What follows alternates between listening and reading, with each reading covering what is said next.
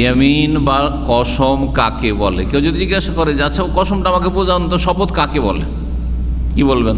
আল্লাহর নামে অঙ্গীকার করা, এটা আল্লাহর কসম হলো।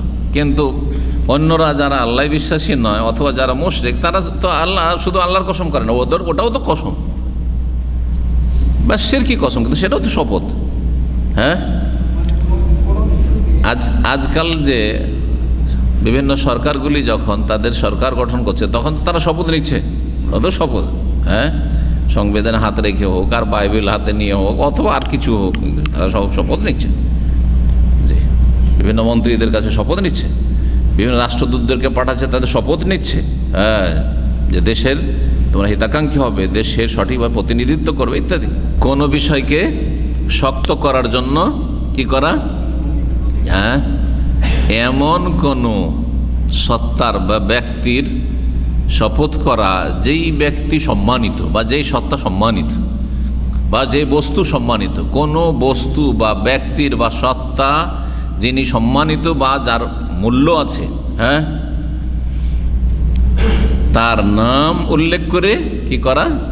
কোনো বিষয়কে অকাট্য করা, শক্ত করা। জি, দেখেন ভাষ্যকারের ভাষায় বলছে ওয়াল ইয়ামিনু শারআন, শরীয়তের পরিভাষায় মানে কসমের সংজ্ঞা, হিয়া তাওকিদুল আমরি, কোনো কাজকে শক্ত করে বর্ণনা করা বা অকাট্য করা।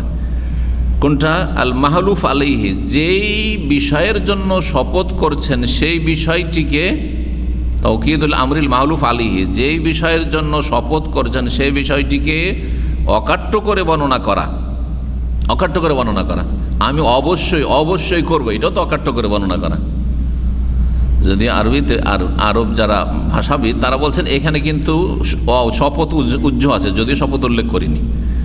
হ্যাঁ, যেমন লা তারকাবুন্না যেখানে এসছে, হ্যাঁ, লাম তাকিদ নুন তাকিদ দিয়ে, তো ভাষাবিদরা বলছেন ওখানে কসম উজ্জ আছে। এই যে যেই বস্তুর জন্য শপথ করছেন সেক্ষেত্রে অকাট্য করে বর্ণনা করা, বেজিকরে মুআজ্জামিন, কোনো সম্মানিত ব্যক্তি বা বস্তুকে উল্লেখ করে, বস্তুর নাম নেই, ব্যক্তির নাম নেই, আলা ওয়াজহিন মাখসুসিন, বিশেষ পদ্ধতিতে, বিশেষ শপথের একটা পদ্ধতি আছে, বিশেষ পদ্ধতিতে। এই কসম বিভিন্ন রকম হয়ে থাকে, কখনো অসার শপথ, ফালতু শপথ, কসমে লগো হয়ে থাকে, কখনো মিথ্যা কসম হয়ে থাকে, কখনো সত্যি সত্যি কসম হয়ে থাকে। তাহলে কসম শপথ বিভিন্ন রকমের। বলছেন ওয়াল ইয়ামিনু আনওয়াউন, কসম কয়েক রকমের। এখানে বলেননি যে 3 রকমের কসম, কিন্তু আমি বলে দিই কসম হচ্ছে 3 রকমের, শপথ হচ্ছে 3 ভাগে বিভক্ত। একটি হচ্ছে ইয়ামিনের লাগু বা কাসামের লাগু, অসার ফালতু শপথ, ফালতু কসম করা, কোনো ওর অর্থ নেই, অসার, যার কোনো সার নেই, উদ্দেশ্যবিহীন, অনিচ্ছাকৃত, হঠাৎ করে মুখ দিয়ে কোনো কসম বেরিয়ে যাওয়া, অন্তর থেকে কোনো সংকল্প করেননি, কেউ একটা কথা বলল, হট করে বললা আল্লাহ কসম, মুখ দিয়ে বেরিয়ে গেল। আর এটা আরবরা বেশি করে, আরবরা এতে খুব এক্সপার্ট, আরবরা কসম করাতে, আরে বাপরে বাপ, এদেরকে কসমের কাফারা খুব বেশি দিতে হয়। আর আমাদের দেশের লোকেরা তো কসম করে অধিকাংশই শিরকি বেদাতি কসম করে, আর নাহলে কসম করে না, কম করে। কিছু লোক কম কসম করে না বা কম করে, আর কিছু লোক কসম করে কসমের মাসলাই জানে না যে কাফারা লাগে, ওটাও জানে না। জি, অল্প কিছু লোক আছে যে কসম সম্পর্কে জানে যে কোনটাতে কাফারা লাগে আর কোনটা কাবিরা গোনা কসম করা, হ্যাঁ, কোনটা ওয়াসার। অল্প কিছু লোক আছে যারা দিন শিখেছে। আজকে বিস্তারিত জানতে পারবেন, একদিন আলোচনা শেষ হবে না, অবশ্য কসমের লম্বা আলোচনা আছে। অনিচ্ছাকৃত মুখ দিয়ে কোনো কসম বেরিয়ে যাওয়া বিনা সংকল্পে, মায়াজরি আলা লিসানিল মুতাকাল্লিম, একজন লোক কথা বলছে, হঠাৎ করে মুখ দিয়ে বেরিয়ে গেল বেদুনে কাসদিন, উদ্দেশ্যবিহীন, ওয়াল্লাহি ওয়াল্লাহ ওয়াল্লাহ ওয়াল্লাহ, বালা ওয়াল্লাহি আরবরা বলতো, তাল্লাহি ওয়াহা ফাহাজা লাগুন, এটাকে বলে ইয়ামিনের লাগু। লাগু মানে ফালতু, লাগু মানে অসার, লাগু মানে অর্থহীন, এতে কোনো গুনাহও নেই আর কাফারা নেই, তবে বেশি বেশি করতে নেই। কিন্তু যারা এইরকম দেশে থাকি তাদের অনিচ্ছাকৃত বেরিয়ে যায়। আমরা এখানে দীর্ঘদিন থাকাতে আমাদের অনিচ্ছাকৃত বেরিয়ে যায়। এটা হলো রাস্তায় আপনাকে জিজ্ঞেস করছে যে এখান থেকে খবর যাবো, রাস্তা কোন দিকে, হয়তো জানেন, একটু চিন্তা করে বললে, ঠান্ডা মেজাজ চিন্তা করে বললে আপনি বলে দিতে পারবেন রাস্তা, কিন্তু আপনি তাড়াতাড়ি করে ওখান থেকে কেটে পড়তে চাইছেন। মাদ্রিওয়াল্লাহ বলছে না, মাদ্রিওয়াল্লাহ জানি না, আল্লাহ বলে দেন, মা আদরি, শুধু মা আদরি বলবেন, কি বলে আরবরা, মা আদরি আল্লাহ, জানি না আল্লাহ, কিন্তু ইচ্ছা করে কসম করেছে। পরে চিন্তা করছে, আরে আমি তো রাস্তা খবরে জানিয়ে কি আল্লাহ মাদরি কেমন করে বলে দিলাম, আল্লাহ মাদরি বলে না অনেক ক্ষেত্রে। তা মালুম আল্লাহ মাফি মালুম, ও ইচ্ছাই করে নেব। এগুলো হচ্ছে লাগো ফালতু ফালতু কসম। আরবদের মধ্যে অনেক বেশি আছে এটা। জি, তো সংকল্প থাকলে তো ধরা খেয়ে যাবে। সংকল্প নেই, মুখ দিয়ে অভ্যাসে আছে, হ্যাঁ, ফট করে বেরিয়ে গেছে, ধরবেন না আল্লাহ। তবে বেশি বেশি করতে নেই, যথাসাধ্য বেঁচে থাকার চেষ্টা করতে হবে। কোরআনে আল্লাহ নিষেধ করেছেন, ওয়ালা তাজআলুল্লাহ উরদাতাল লিআইমানিকুম, তোমাদের শপথের ক্ষেত্রে আল্লাহর নাম নিপটিকে খেল তামাশা বানিয়ে নিও না, যখন তখন আল্লাহ আর আল্লাহ আল্লাহ আল্লাহ না। 2 নম্বর হচ্ছে এজা হালাফা আলা আমরিন মাদিন, অতীতকালের উপর কসম করছেন। ইয়াদুন্ন সিদকা নাফসিয়ান, মনে করছেন যে অতীত সম্পর্কে যেটা বলছি আমি ঠিকই বলছি, আপনার ধারণা ঠিক বলছেন। ফাবানা বেখেলাফি, কিন্তু কিছুক্ষণ পরে চিন্তা করে দেখেন আমি যে কসম করে নিলাম অতীতে এরকমটা হয়নি, আসলে তো এরকম হয়েছে। আপনার কসম যে করেছিলেন তার উল্টো হয়ে গেল। ফাহাজা লাগুন, এটা ওয়াসার, আল্লাহ ধরবেন না, কারণ ইচ্ছে করে মিথ্যা কথা বলেননি আপনি। ধরেন আপনাকে অনেকদিন পুরানো একটা কোনো কথা জিজ্ঞেস করছে যে আপনার কি এরকমটা হয়েছে, আপনি এই কথাটা বলেছিলেন অমুখে, হয় না এরকম অনেক সময়, আপনি নাকি এরকম কথা বলেছেন, নাকি বলে আপনাকে, আপনার আসলে ভালো মনে নেই কিন্তু বলেছেন, আপনার ধারণা জান আমি তো এরকম কথা বলিনি, আপনি সাথে সাথে বলেন না, আল্লাহর কসম করে বলছেন আল্লাহ বলিনি, আল্লাহ বলিনি। 5 মিনিট পরে চিন্তা করলেন আমাকে এই লোকটা জিজ্ঞাসা কেন করলো এরকম কথা, দেখি তো। চিন্তা করতে করতে মনে পড়ে গেলে, আরে অমুককে তো এই কথাটা বলেছিলাম, কিন্তু আমি তো এইভাবে বলেছিলাম, বা বলেছি কিন্তু ভুলে গেছি। গোনা হবে নাকি?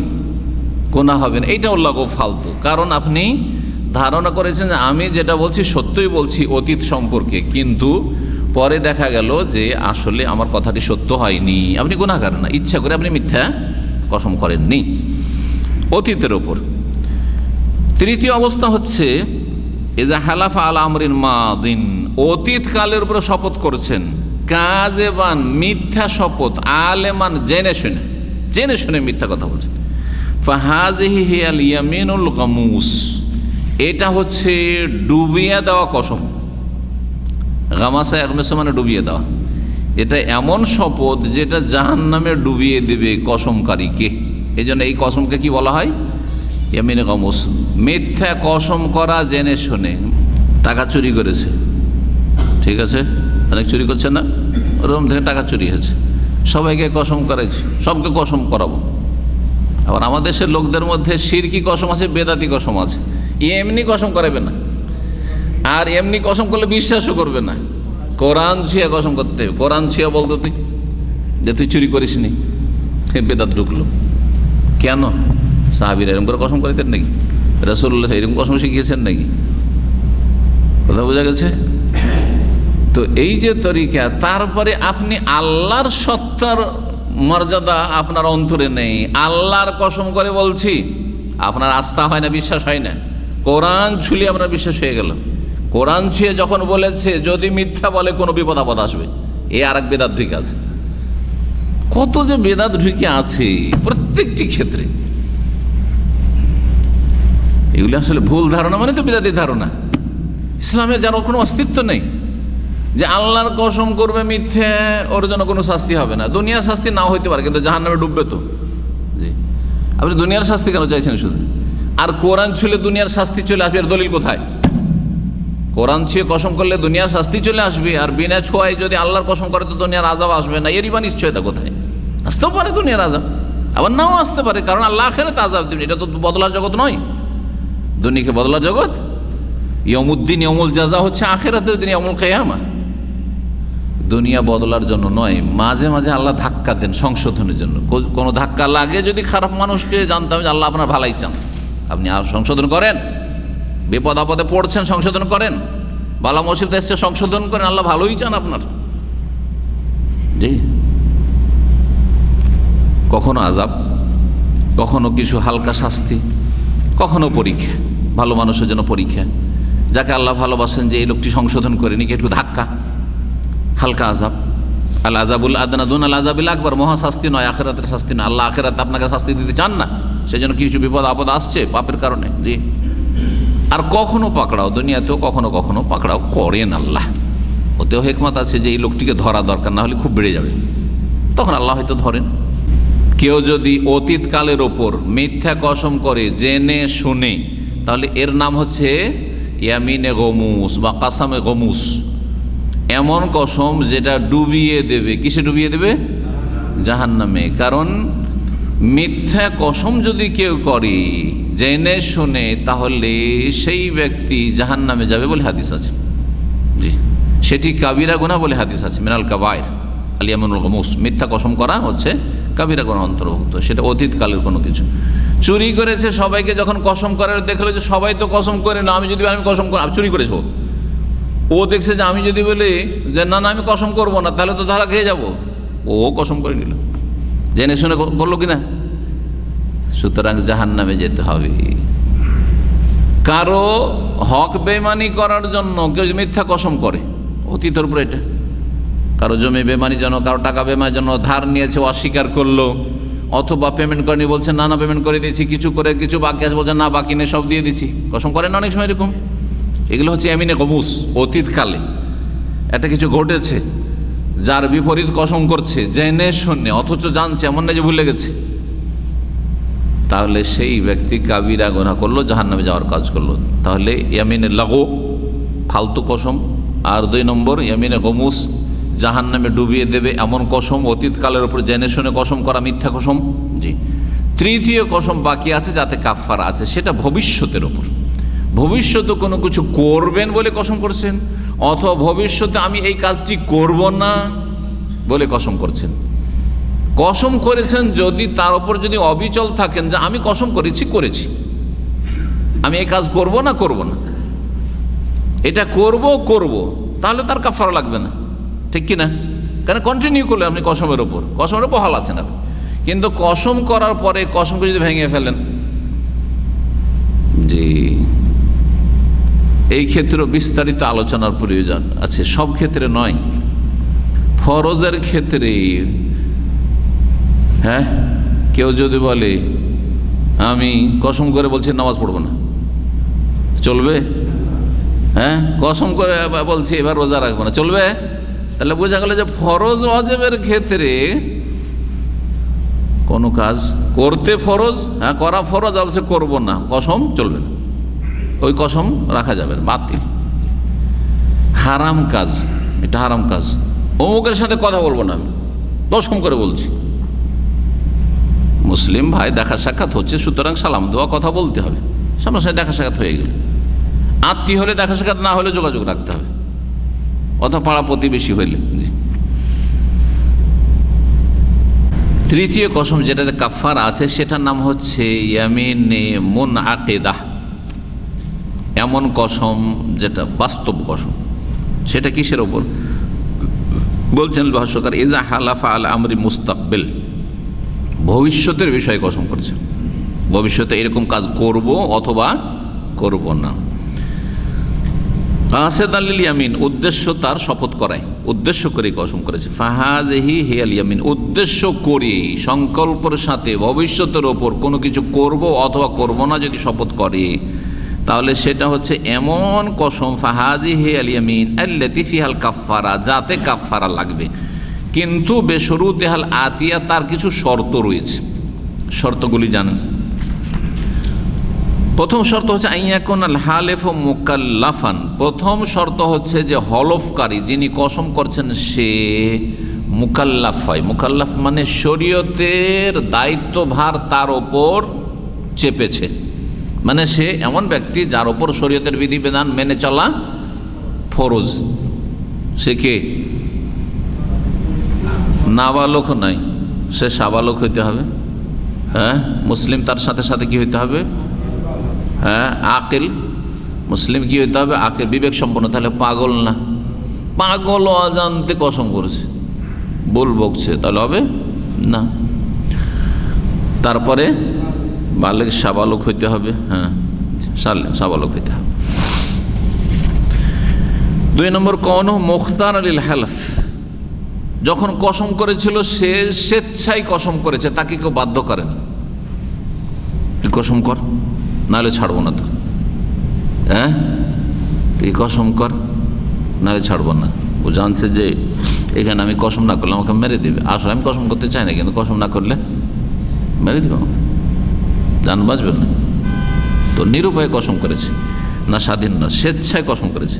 3য় শর্ত, কওনুহু কাসিদান লিল আমিন, সে উদ্দেশ্য করেছে যে আমি কসম করছি সংকল্পের সাথে। ফালা তানাকিদু বিমা ইয়াজরি আলা লিসান বিগাইর কাজ, সুতরাং অনিচ্ছাকৃত বেরোয় তাহলে সেটাতে কসম মুনাকিদা হবে না, কাফারা লাগবে না। 4 নম্বর, আইয়াকুনা আলা আমরি মুস্তাকবিল, ভবিষ্যতের উপর কসম, অতীতে নয়, ভবিষ্যতের উপর কসম করতে হবে, তাহলে কাফারা। ফালা কাফারা তাআলা মাদিন, অতীতের ওপর যদি কসম করে, মিথ্যা কসম জেনে শুনে, তাতে কাফারা নাই, কিন্তু কাবিরা গুনাহ।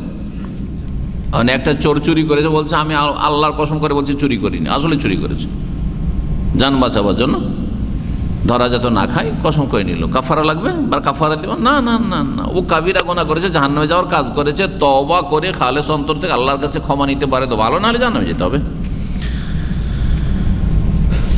5 নম্বর শর্ত, ইয়াহনেসা ফি ইয়ামিনি, কসম ভবিষ্যতের ওপর এই শর্তগুলির সাথে, যে 4টি শর্ত, এই শর্তগুলির সাথে কসম করে সেই কসম যদি ভঙ্গ করে তাহলে কাফারা লাগবে।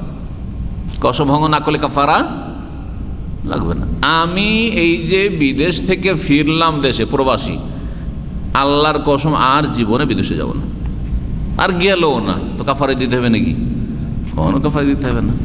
হ্যাঁ, তিক্ত অভিজ্ঞতা, এসে বিপদে ফেঁসেছে, বিদেশে অনেক টাকা খরচ করে এসে, অনেকে আছে এরকম, কসম করে বলছে আর জীবনে যাব না, খাই না খাই দেশেই থাকবো, কসম করে বলছি, আর গেল না বিদেশে। কোনো কাফার আছে? কোনো কাফার নেই। বিদেশে আসা জরুরি, ফরজ, সুন্নাত, মুস্তাহাব, জায়েজ, ঠিক। সুতরাং এই ক্ষেত্রে অসুবিধা নেই, এই ক্ষেত্রে আছে। কিন্তু ফরজ ওয়াজিব যদি হয় তাহলে চলবে না কসম। আল্লাহর কসম আমি হজে যাব না জীবনে। এই যে হজে বিপদ দেখেছি না, বিপদ আপদের বছরে হয়তো দেখেছে, জীবনে হজে যাব না। আর ওই বছর হজ করেনি, হজ যদি ফরজ আদায় হয়ে সেটা আলাদা কথা। তাহলে কসম যদি ভঙ্গ করে, কি করে ভঙ্গ করে মানুষ? বেফেলে মাহালা ফালা, তার কি কোনো কিছু ত্যাগ করার কসম করেছে, ত্যাগ না করে করে ফেললো। আওতারকে মাহালা ফালা ফেলি, কোনো কাজ করব অথচ করলো না। আল্লাহর কসম ভাই আপনাকে আমি 5,000 রিয়াল ধার দিব, দিল না, তাহলে কাফারা দিতে কসম করেছে সে। এক তো আদা খেলাফি করলো, ওটা আলাদা, কিন্তু আর একটা হচ্ছে যে সে তার কসম করেছে, এই জন্য কাফারা দিতে।